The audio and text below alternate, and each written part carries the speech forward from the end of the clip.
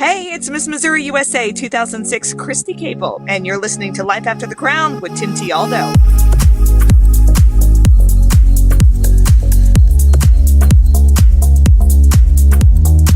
Hey everybody, welcome to the Life After the Crown podcast, where each episode I bring you useful interviews with former pageant contestants, title holders, and women of influence who are now succeeding across many different industries in the real world. My name is Tim T. Aldo, lifestyle entrepreneur, pageant host, author, and quite honestly, somebody who just wants to help you become a better person overall. Now, if pageant life is over for you, or it soon could be, and you're wondering, well, what do I do now? Or what's next? This podcast is designed to help make the transition to real life and the school of hard knocks a little bit easier for you to handle. So if this is your first time listening, thanks for tuning in. We're glad you're with us today. Let's get started.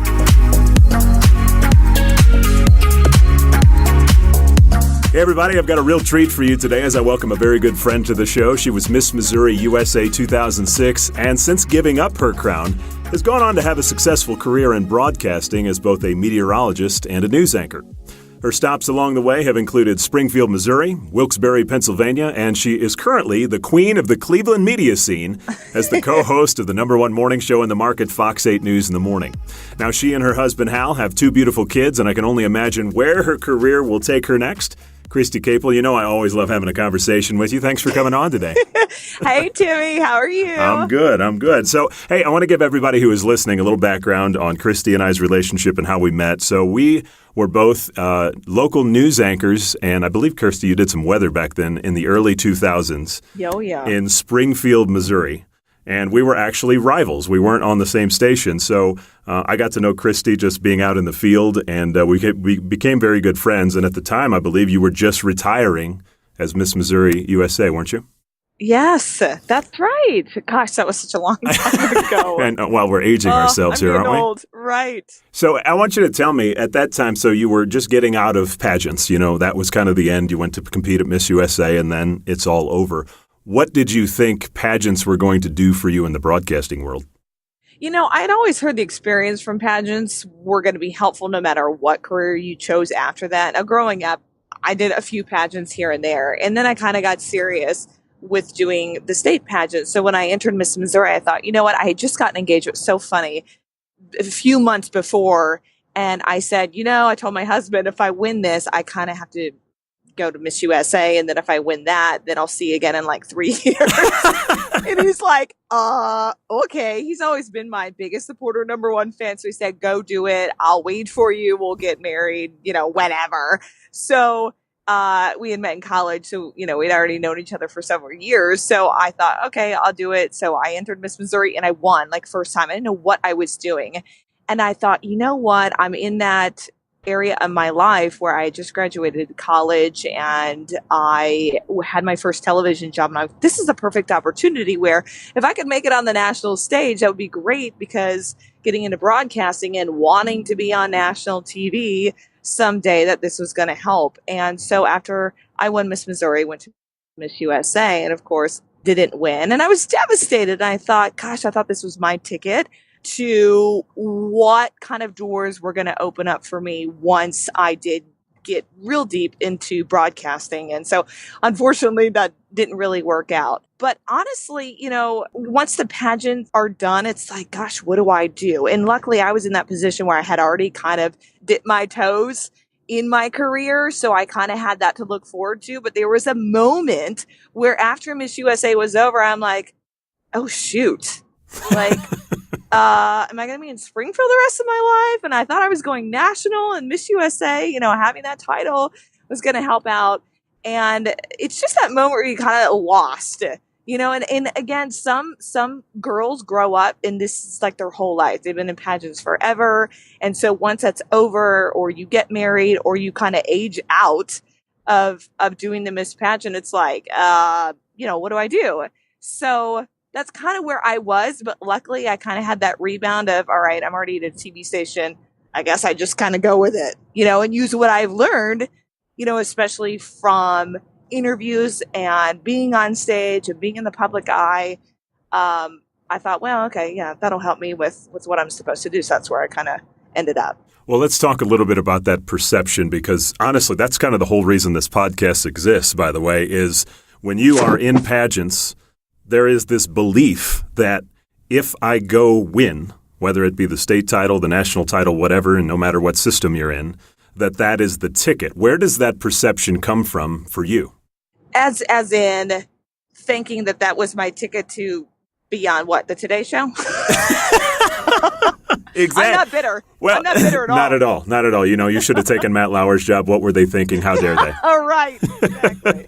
No, I mean, I think every pageant girl, and I shouldn't say all of them, but I would say a good majority think that if I go win, in many ways, it is kind of that Willy Wonka golden ticket towards the career that they want to pursue and, quite honestly, a little bit of fame. So where did that come from for you, or where did you think that started?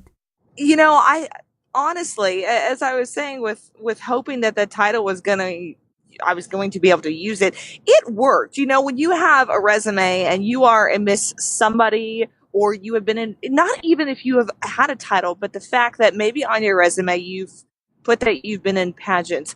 I think that coming from somebody who is in administration, I feel looks up to that. And I don't care what kind of career you're looking into. It shows the fact that you can talk in front of people. You learn communication, which in every business you will use, right? Or in an interview, for those who employer has not met you yet and they read that you were a Miss Somebody or whatever, or has been in pageants, you obviously have gone through the interview situation before on probably many levels. And so I think that plays a role, and really any job opportunity that comes your way, I think it speaks highly for yourself. So I think it can only be a positive thing. Now, pageants in years past at times have become taboo. Oh, she's a pageant girl. She has no brain. She's a pageant girl. Please give me a break. Give me a break. Because we are some of the most intelligent people, I think, that are in this country, and so it's gotten a bad stereotype at times, but I think many girls who have gone through the system and over the years who become Miss USA, Miss Universe, or have been in pageants have put an end to that stereotype and have done very well with showing that, hey, we are very creative, we are very intelligent, we can do just about any job, and we have something to show for it. Well, let me ask you about your real life experience with that then. So when you were talking about administration, so you've been in 3 different television markets now, Springfield, Wilkes-Barre, and Cleveland. When you went into those interviews with those news directors, did the topic of Miss Missouri USA come up, and what was kind of the reaction to that? It did. And in fact, because I had put it on my resume that I was a former Miss Missouri and I had been in a couple pageants, it came up with, it was funny because one of the news directors that I was hired by in the past was very interested in pageants, had always liked pageant girls, had hired pageant girls in the past for this TV station. And so when she saw that, maybe that's what got me through the front door. I don't know. But it did come up with, how do you think pageants have helped you in your career? Well, I'm in broadcasting now. This is what I want to do. I think speaking on stage or being able to go through those interview opportunities has helped to get me where I am now. When you're in a pageant, it's not like I've been an athlete my whole life, and it's not a team sport, obviously. It's you, right? It's you against everyone else. It can be a great bonding experience and meeting new girls and whatever, but it's really you and you alone. And so you've got to fight for, what you want in that title. And I think that can come across with you in an interview, because I'm sure there's a whole line out the front door that's wanting the same job as you. And so anyway, I think that helps with it. And it has come up, but it's always come up in a positive way from managers. And then how about with coworkers or even people who are competing with you for jobs? I mean, I've worked obviously in this business a long time as well. And I know that perception, it's like, oh, here comes News Barbie. Right. She's going to get the job. Right. Right. Have you gone through that? I have. And it's too funny because I have worked with reporters who have felt like that they deserve that next position once it has opened. And I fortunately have been able to get that opportunity. I don't think it's because I was a pageant person, but I'm saying from probably a reporter's perspective, oh, she's a pageant girl and she's cute or whatever, so she got the job. How about I worked my tail off to get to where I am now. How about that? And so unfortunately, there are that outside noise, I guess, per se, that are, waiting for you to fall, that have wanted your position. But because, I've heard it. I have definitely heard it from certain people that, oh, she just got a job because she's pageant girl, or she was only hired. How about that? She was only hired because she's a pageant girl, especially in broadcasting, right? Because you got to somewhat look good. Well, I was talking to Ebony Williams, and she wrote her book Pretty Powerful, Oh, I love her. yeah, one of the chapters in her book was called The Bimbo Effect, and that's kind of what she's referring to with what we're talking about right now. So here's a good question for you: is, as somebody who basically kind of has to rise above the noise and also be the more mature individual in the whole interaction. How do you deal with that bitterness and resentment that other people kind of throw at you, or shade that they throw at you by making you feel that way? It's tough, because I always tell people when they're looking to get into a broadcasting position that you have got to have thick skin. You just do. Whether it's the outside noise from viewers coming in, whether it's the voices inside the newsroom that you're having to deal with on a daily basis, you have to shut all that out, or it will eat you alive. Because we get emails on a daily basis, whether it's, I don't like your hair, I don't like your outfit, or somebody in the newsroom talking about they didn't think your story was the best, that you just worked your tail off for, put your blood, sweat, and tears into. You know what I mean? And so I think that I learned that, honestly, when I won Miss Missouri. What are they called? The boards that people comment on and all that stuff. I had no idea what that was until I won Miss Missouri. And I'm like, oh my gosh, people actually hate me? Gotta be kidding. I grew up, I had 18 kids in my graduating class in high school. And wow, that's massive. Yeah, right. And so, in a wonderful family that I was raised in, so there was always positivity around me. And then when I got out into the quote unquote real world and holding a title in the spotlight, I came to find out that, oh my gosh, not everybody likes me. And so then when I got into broadcasting, then you really hear about it. And when that's your career and that's something that you do every day, it's tough. So you have to be able, and over the last several years, that took me some time. And over the last several years, I've realized, you know what? They're jealous. That's something that you have to, and you just have to focus on yourself. Like, forget about all that. Because, if you're not hearing anything from your managers or employers or whatever about something that you're doing wrong, then you're fine. It's all the other noise around you that's trying to bring you down and waiting for you to fall. And they wait for every little thing. They wait for you to fall. And my advice is to let it go. Let it go. I watch too much Frozen. I have a 4-year-old little girl. Oh, got it. And so I've let it go, and I've been more focused on myself and how to make myself better, right? We all do that. How do we make ourselves better? No matter if it's our daily walk, our faith, your career. People have probably said that before, and you've heard that. But focusing on yourself, I think, is key, especially in broadcasting. Well, and I know you and I have been in this business a long time. When we say shake it off, it's obviously easier said than done. And everybody's like, yeah, I'm sure it's really easy to shake it off. But I don't know how you handle it. But I used to have some heated conversations with my windshield in my car on my way home.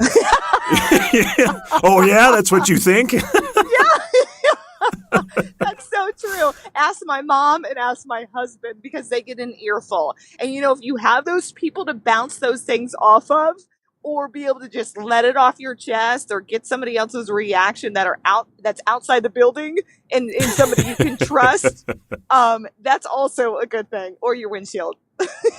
So I want to change gears here a little bit. I was talking to a few of the current state title holders who are out there, across the country. And one of the biggest questions that they've had pertaining to kind of this whole subject of life after the crown is what I've learned in pageants really going to help me in the real world, and how?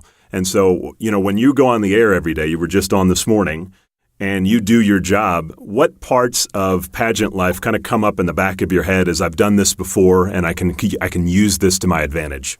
Probably speaking in public, because I didn't do too many pageants growing up. And so when I started doing the major ones and trying to make it to Miss USA, which was always a dream of mine, sitting as a little girl watching the national pageant every year.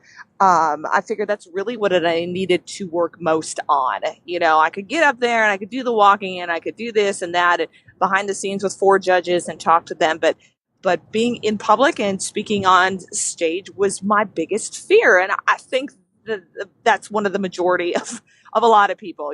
People don't want to get up in class and give a speech. They'd rather just take an F. And that was me. And look what I'm doing now. It's bizarre and crazy.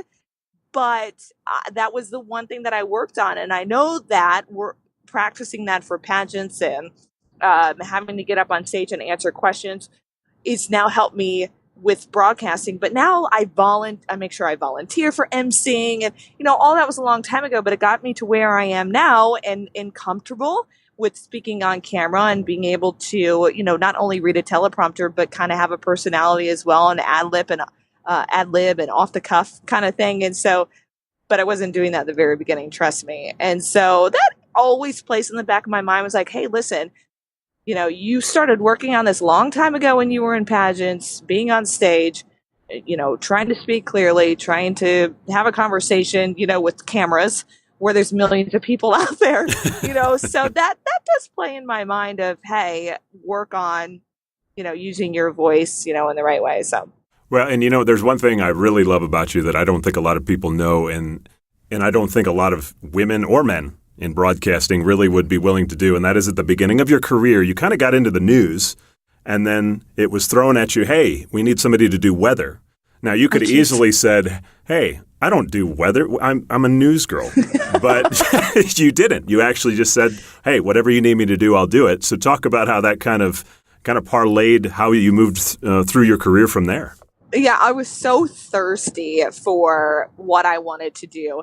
And this kind of goes back to my grandparents were in television, and I kind of got a little grasp of that when I was a kid. They had a Christian television show. So I was always, on the show doing whatever I wanted, and it was okay. And so I just always kind of put myself out there. I'm thinking, you know what, this is what I want to do. In high school, I knew what I wanted to do. And so I was always told internships. So I got my first internship. And on the first day of my internship, I was asked if I wanted a reporting job on the morning show. I'm like, are you kidding me? I had 16 hours of credits left to do it in my last semester of college. And they're like, yeah, it's for the morning show. You have to get up at 1 a.m. I'm like, you're kidding. But I did it. I asked me if I remember anything about my last semester in college. I don't remember a thing. I don't remember classes, tests, nothing. But it got me through the door, and then that turned into a job. And so I had reported on the morning show for probably a year or so. And the weekend weather anchor had quit, and they said, we need somebody to fill in. You're kind of like our only person until we can hire someone. I said, yeah, I don't know a thing about weather. Are you joking? They said, you'll be fine. Just these are the maps. Stick with the norm, and we'll try and make this a quick transition. Yep, never happened. I ended up doing weather for like 3 years. Then I went and got a meteorology degree because my first news director told me, you know what, you're really not going to make it in this business unless you do weather. And female weather anchors, meteorologists, that's really the thing. And again, this was years ago. And I'm like, okay. So I picked up classes online while I was still working the overnight shift and finished at Mississippi State and went on to continue to do weather in Scranton, Pennsylvania. And then when I moved to Cleveland, the job wasn't open for weather, and they hired me for something else. It was traffic. And then it led to being the news anchor on the top morning show in the country. So very good. So weren't you the we'll call you the helicopter traffic girl? Was that pretty much what you were? That's pretty much it. Well, it was funny because that was like the only position they said, wow, we used to have a chopper years ago, and we're going to bring that back for you. And so we'll all do all these promos and new traffic girl coming from out of town, and we're bringing back the helicopter to the station and what have you. And I said, okay. But in Scranton, I was like, okay, I've been here for a few years. I'm kind of ready to go. I'm ready to move up. That was my whole mentality, is keep moving up. Don't get comfortable where you're at. So I did. And then I did traffic for, my goodness, maybe a year or so. And when I moved to Cleveland, I had moved a couple weeks early just to kind of get comfortable. And my husband and I got moved into our apartment, and they called me and said, so, we have an entertainment show that we do here, and the girl just left. I'm like, okay. They're like, we're wondering if you can host that show with somebody who's been at the station for over 30 years. I go, sure, why not? Yeah, how many somersaults and cartwheels did you do in your house that day? I was ecstatic. Now, again, I'd never done entertainment television, nor had I done traffic from out of town. I didn't know any roads in Cleveland. So that all transpired into being on the entertainment show, which was number one in the country all those years, for several years that I did it. And then moved to news anchor. So that was really fun. And I miss a little bit of that, the entertainment aspect. But yeah, I say, hey, keep that door open too, because don't get comfortable with one position, right? I mean, hone your skills at what you want to do. If you want to do sports, news, entertainment, what have you, but always be open to if something opens up, because who knows what door could lead, into the next opportunity. Like, I never thought entertainment would be my thing, or even a news anchor, so that's my advice, I guess.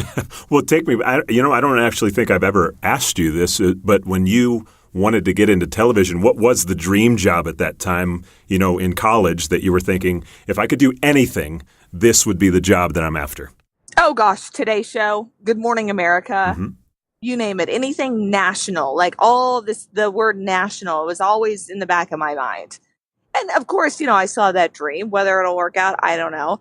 I enjoy what I'm doing and where I'm at currently. So that was always my go-to. And I remember when I was in Scranton, one of the, I think it was the news director, one of the managers had ties to the Today Show and said, hey, let's go to New York City and shoot some promos with Matt Lauer and Al Roker and Meredith Vieira at the time. And I'm like, sweet. We took a limo from Scranton, Pennsylvania. Oh my gosh. To New York City. And it was probably one of the highlights of my career. And I'm like, oh my gosh, I'm here, but I'm only here for 2 hours, but this is amazing. I did the same thing. And it was back when Matt and Katie and Al and Ann were really? Yeah. So that really shows my age, by the way. Yeah. But yeah, it was one of the coolest experiences, because at that time it was the number one show in America, period. I mean, there was nothing bigger. Right. Well, let's talk about that national level, because, you're in a big market right now, a market that gets a lot of attention. You've had the World Series come through there. You've got the Cavaliers and LeBron and all the fun stuff that goes on. Is it something that you still want to explore when your contract is up there? Absolutely. It's always been something, now that I have a family, so perspectives change and ideas change, and that's just life, right? But it's funny, when I started out my career, it was like, I'm not having kids, so I make it to, highest level. And Hal's like, my husband, oh, okay. He was always kind of like, are you kidding me? But then I realized and got smart, and I was like, you know what? I can't put my life on hold with maybe something that I would have regretted later on, trying to chase whatever, and that's everybody's personal opinion or their personal life. So I'm not saying, don't put certain things on hold just because you're trying to chase a dream. That was my own personal thing that I wanted to achieve. And so I thought, you know what, years passed. Hal and I had been married for over 7 years. I'm like, you know what? I'm ready to have kids. If we don't have kids now, we probably never will. And I will regret it. I know I will. And so I'm glad we made that decision 2 children later, that we're doing that. But I've gotten a little bit of taste since working in Cleveland on that national level too. The RNC was here, and we broadcasted from one of the booths, in the auditorium. And so that was fun to kind of see all the national shows roll in, and we would watch the Today Show from up in our box where we were, had our binoculars and we could see everybody. I'm like, they're so cool. You're stalking them. Yes. And they were they're doing the same thing we were doing, just at a different level. So, you know what? I've never forgotten what I want to achieve. So if a national level ever popped up, I mean, I would jump on it. Obviously Hal and I would have to talk about it. We have to make sure it's okay, with kids. And as I said, things have changed since my first year in broadcasting in 2006. So yeah, let's talk about that, because I went through the same thing that you went through, and I know exactly what you're talking about. When you get into broadcasting, there is this very self-serving attitude that we have, Yes. that I'm going to get to where I want to get to. Nothing's going to get in my way. Nothing's going to stop me. I'm not having kids because they're only going to slow me down. Right. But there is that moment of maturity that happens. When did it happen for you? It happened, let's see, my daughter was born in 2013, so she's about 4.5 now. So probably a couple years before that. Now, I've been in Cleveland for almost 8. So once I kind of got settled here, in every station I've been at, I haven't stayed longer than 2 or 3 years. It's Sure. like, Well, okay. that's pretty normal. Right, exactly. It's very normal for this career. And I was, ready to go. And then they gave me another contract. And I'm like, okay. And then I got moved to morning news anchor on the #1 station. And I'm thinking, wow, okay. So we kind of have gotten comfortable here. We bought a house. Then I said, okay, it's time to have kids. And so then we had to, our kids or whatever. So I don't know. I mean, it's something that you, as you go in life, kind of try and figure out. You had something really cool happen to you that I don't think many people who, don't live in Cleveland know. And that is your baby gender reveal. Can you kind of tell everybody about that morning and how it unfolded? So anyway, with my second one, Dr. Oz did the big reveal. We have a connection with Dr. Oz. We've used him in many satellite interviews, and he knows some people at our station, and we know some people that work for him. So it's been a great partnership. And my executive director had called, and one of the ladies who's booked, guests on our show for over 30 years, she's wonderful. She had called, I guess, their people, and Dr. Oz goes, I'll do it. So I went and got the gender, but the doctor didn't show me. And so our entertainment reporter on our morning show came to the doctor's appointment with my husband and I and grabbed the envelope. So my entertainment reporter knew. Everybody on the morning show knew before I knew the next morning. So they sent it to Dr. Oz overnight. And then the next morning, he did a satellite interview with us, and they made this fun card. And so he opened it up live on the air. We were in a 2-box. It was so funny, and it ended up being a boy. So we're like, oh my gosh. Yeah. Well, what a cool experience for you and Hal, though. Yes. Yeah. I mean, I have printed that off, and I wanted to get it framed in my son's room. So yeah, it was very cool. Very special for sure. Well, for those who are listening, since we're talking about broadcasting and media, which many pageant contestants want to go into, the gorilla in the room, so to speak, is how much money am I going to make? That's what they all want to know. And Yeah. I know that you have graduated through the small market to the medium-sized market. You're now in, what's considered a big market by Nielsen standards. And certainly I don't want you to sit here and reveal your salaries by any means, but can you tell girls kind of how it works in terms of what kind of money you make and how it graduates? Yeah, well, hey, listen, when I started out in Springfield, Missouri, I think I was making like $16,000. That's more than I was making. No, I'm just kidding. Really? No. My first market was $15,500. Okay. Maybe it was around there. I don't remember. All I thought was, I have a job. Out of college, you're a poor college student. And I'm like, oh my gosh, this is great. I'll take $16,000 for the year with ramen noodles on the side. Yes. So listen, not everybody is going to make that. I've seen the stories, trust me, of, one person making it to stardom and making, all these 6 figures and millions of dollars. But majority of us actually have to work our way up. And so with that said, I mean, I've gone through almost 3 different contracts in one station. And obviously there's a little bit more added. So, and obviously depending on what market you end up, obviously is going to, consider what you're going to make. But, I mean, you can really make great money and a great living. Now, all that money from years ago of big local anchors, Making $500,000, yeah. Yes! Those don't exist anymore. That does not exist. No. I'm sorry. I'm sorry. It doesn't. Well, let me just ask you this. Are you happy right now? I am happy. I'm happy. We used to come here all the time because I had my dad's parents, lived here. And so it's kind of full circle. My dad grew up in Cleveland. And he's like, I can't believe you're working. You still watch. Our meteorologist just retired. He was in his 80s, Dick Goddard. Mm-hmm. And so it's just kind of full circle for our family. Hal, my husband, loves it here. Poor guy's carried my bags through city after city after city. Yes, he has. He says. He has. Yeah. Yes, he has, and he's a very good man for it. And so it's been quite the roller coaster. It's been fun. There's always ups and downs in any career. Broadcasting, it's tough because it's different. It's kind of like when you try out for acting positions. We love you, we hate you, you're awful.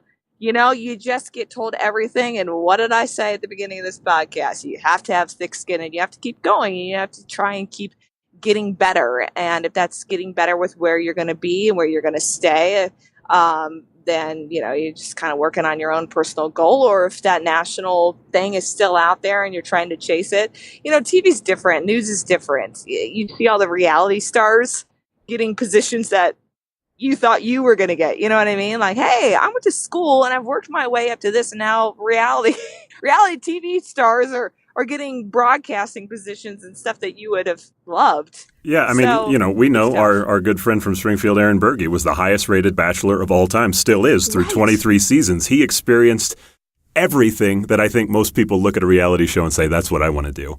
But then reality sets in, and it's like not everybody has that experience. But I want to get back to your husband because I think it's a really important topic that many women need to understand is having somebody like Hal in your corner to be a support system to say, you know what, whatever you need, I'm going to be there. There aren't a lot of men like that out there, especially in our field.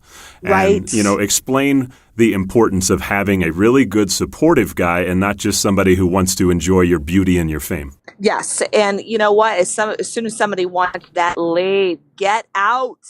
Because going through life, if you don't have that person who is going to lift you up, when you get knocked down or, you leave work bummed about whatever, and then you come home or you call on the way home, 30 minutes on the way home for me, and Hal gets an earful. But then I feel better. And then I realize, hey, you know what? Here's some better ways I could have acted. And he's giving me all this great advice. Well, maybe they didn't mean it like that, but you took it the wrong way. Or, you know what I mean? Like, he doesn't always have my side. He makes me see the whole picture. Mm-hmm. And so, and as I said earlier, moving from city to city, broadcasting is tough because you're always moving and always looking to get further in your career. And that means picking up and moving and selling homes or getting out of apartments and what have you. So he's always been my number one fan for sure.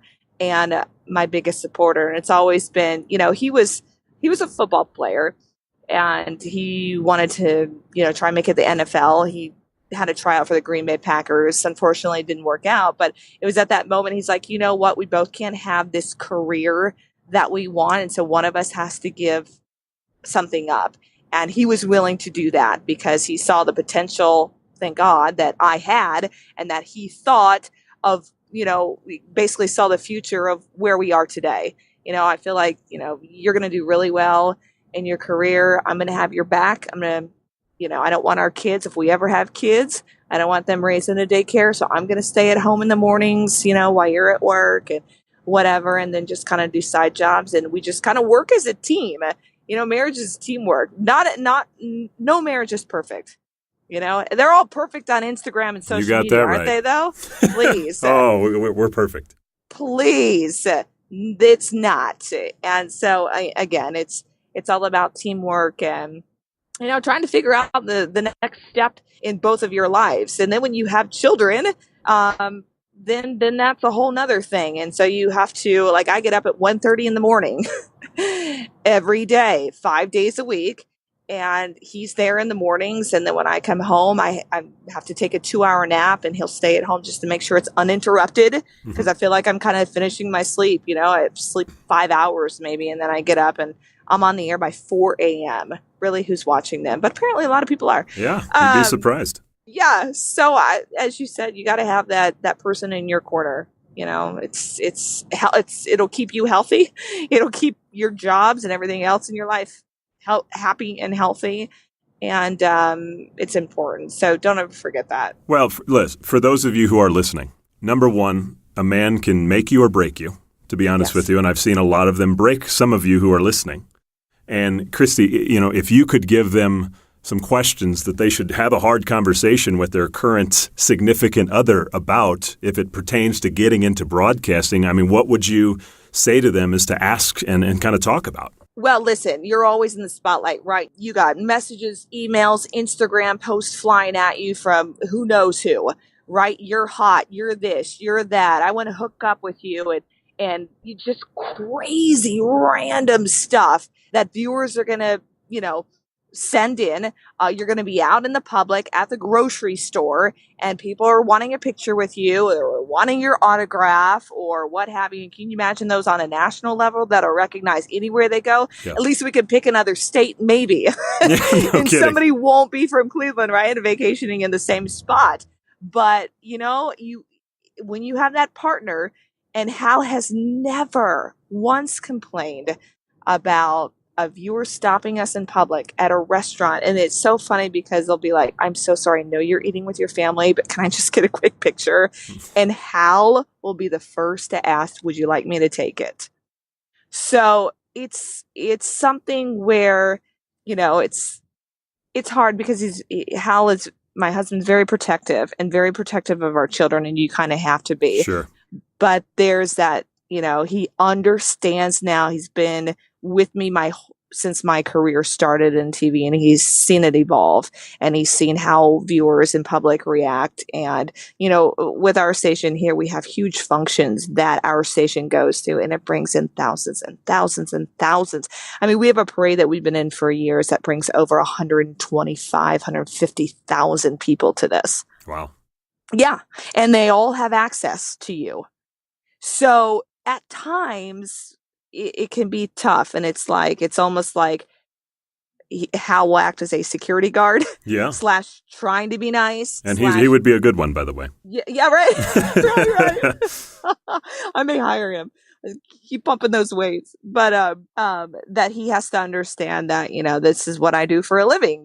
This comes with the territory, and they have to understand that. And I have seen in this field that the partner, whether it's the husband or the wife, can't handle it. They're jealous. They're, because of whoever or whatever messages or emails you're getting or people coming up to you or flirting with you. But you have to know that, where home's at. You know what I mean? And you don't enter into that kind of situation, but you are nice and you are friendly and you move on. And so, unfortunately, the other half can't take the spotlight of what you're in. He's never seemed to be the insecure, jealous type, from what I can tell. No. And it's so funny because he's been on our morning show several times, and people love him because he doesn't know what he's doing. He doesn't know what to do on You didn't TV. coach him that morning? No. He'll come in. He's like, so what am I doing? I'm like, I don't know. We're going on in 5, just whatever. He's like, thanks, honey. Yes, but that's what people love about, especially this area, Northeast Ohio. They love those people who are themselves. You know what I mean? Like, they love Hal because he's not Mr. TV. He just goes out there, he's himself, and he's hilarious. And, people just love that. We've done several cooking segments, or he's been on for the baby reveals, and his one-liners that he would say every day. He just says it on TV. He doesn't know any better. And in this area loves it. And so he's embraced that. But he also is like, you know what? Hold on. I didn't sign up for this. Our kids didn't sign up for this. So there is that protective aspect too. Very good. Very good. Well, hey, a couple more topics I want to talk about before we wrap up here, just in pertaining to broadcasting. Now, I kind of want to talk a little bit about modern day media because it's changed quite a bit since you and I both got into it in the early 2000s.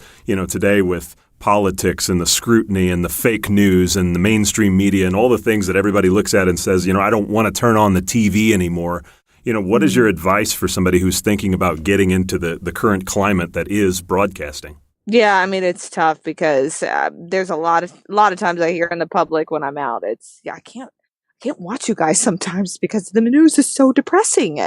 Or, you believe this or believe that. And now with all the fake news and social media is huge now. Back when we were, just starting out, you and I in Springfield, it was like, social media was not even really there. I mean, I think maybe we had Facebook. Did we even have Facebook? If we did, I don't even think I got on Facebook until like 2006. So yeah, I don't think I was part of that at that time. So it's just so different. But you know what? It's like people want to know what's going on in the area. People want to know what's going on across the country, and they tune in. it's tough. Like, I'll leave some days, I'm like, wow, that was a depressing news day. Well, and Yeesh. look, what's interesting for anybody who's listening who wants to get into broadcasting as an on-air personality, Kristi, you know this. You have zero control over what you're about to read because the producers and the news directors and everybody are basically telling you you're going to read this. So if it's a completely dead, negative, depressing story morning, you get the backlash for it because you're the one you're the talking mouth that's saying it. And so that's a difficult, for me, that was very difficult because I am a very positive person. I like a lot of energy, and I hate when it's like, 4 people dead this morning, 3 others killed in a car wreck, and you're like, wow, this is great. Can't wait to go to commercial. Right. And then our show's on for 6 hours in the morning, which is unheard of. And you say the same story 5 times. Every 30 minutes, it's the same top stories. Exactly.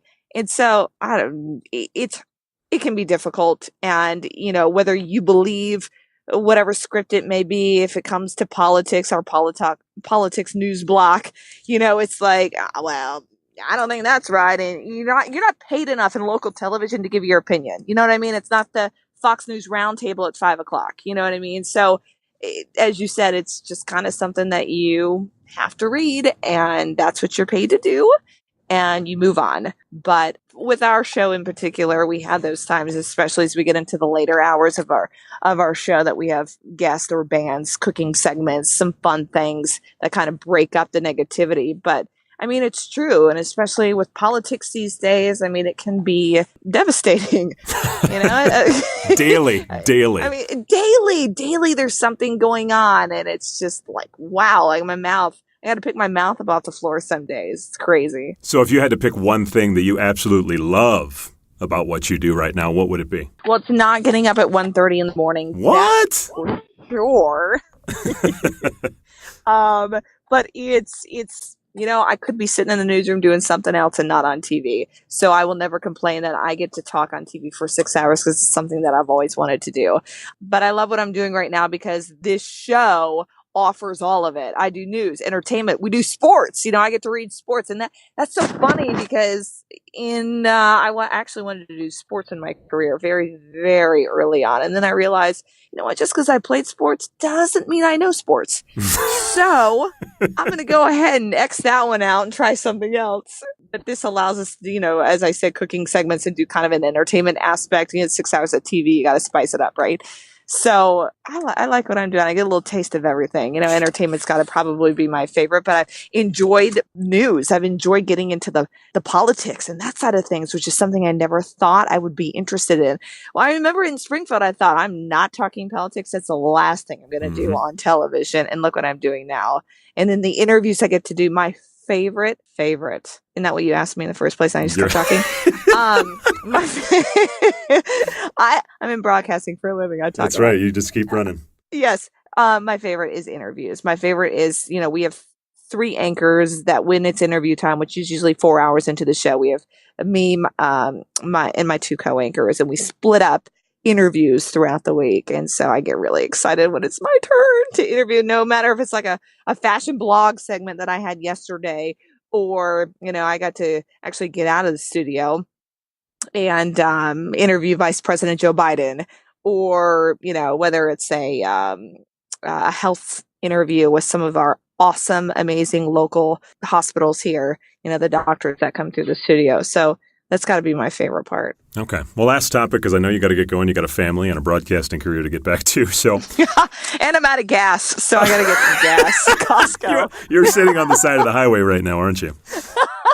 Yeah, but whatever. Anything for you too. Yeah. Oh, thanks. It's all about me. Let's talk agents. Now, I know when we started out, you and I had the same agent. Yeah.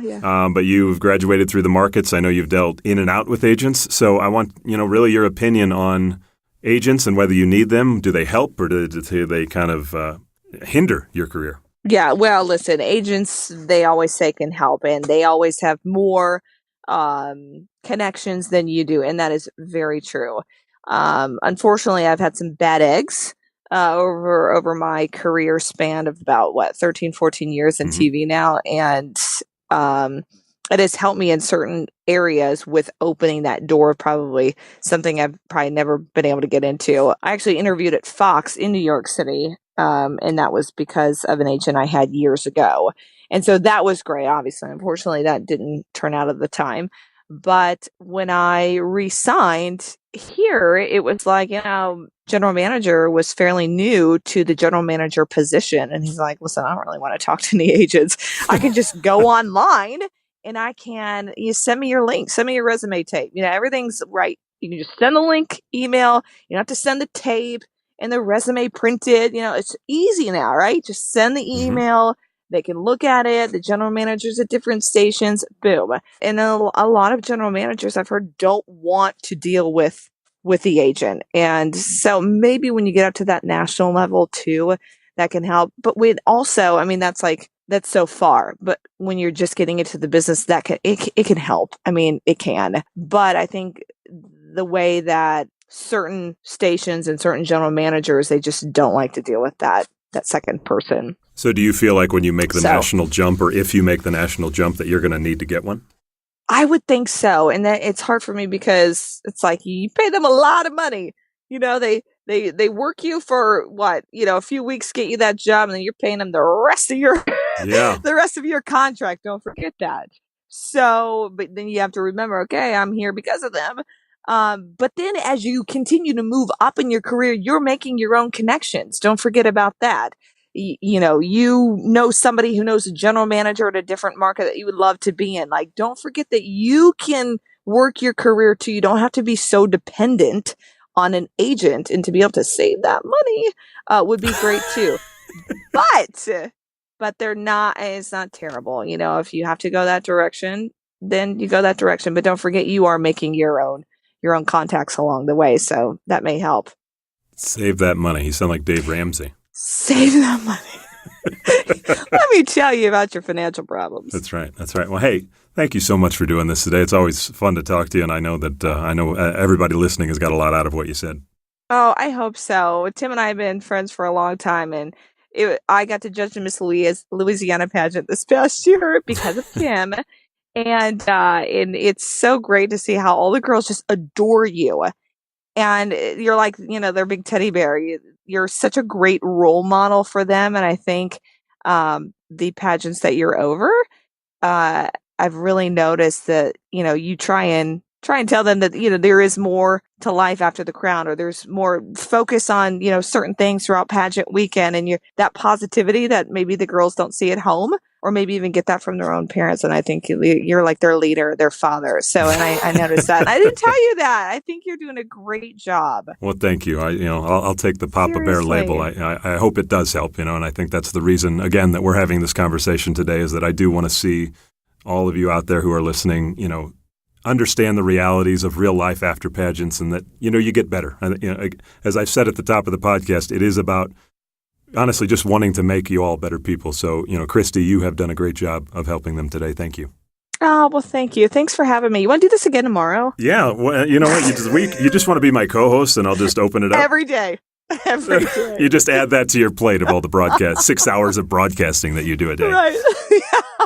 Well, hey, great to talk to you. Tell Hal we said hello, and I definitely will chat with you soon. Thanks, Kristi. I will. Bye, guys. Bye, Tim.